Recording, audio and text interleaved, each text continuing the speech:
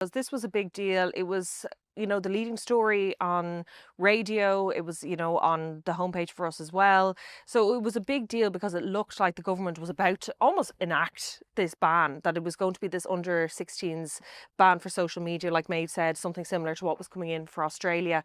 And this is what was going to be discussed at Cabinet. But that's not what happened.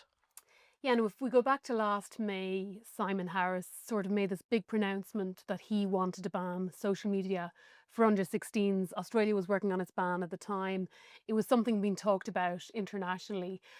And up until January, this was still being talked about, February even. And Simon Harris described it as a ticking time bomb, the social media use amongst young people.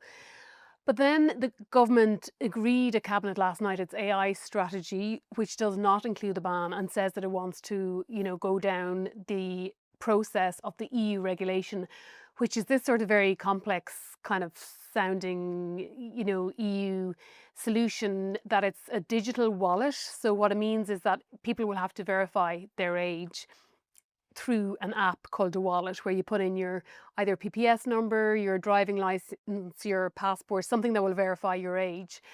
And the social media companies then will have an obligation not to enable anyone under 16 to access content that they shouldn't be accessing. Now, we don't know what the definition of that content really is at the moment, but you can still access TikTok or X or whatever, Snapchat, under 16, but just not the content that you shouldn't be accessing under this new plan. So that seems to be the route the government is going down.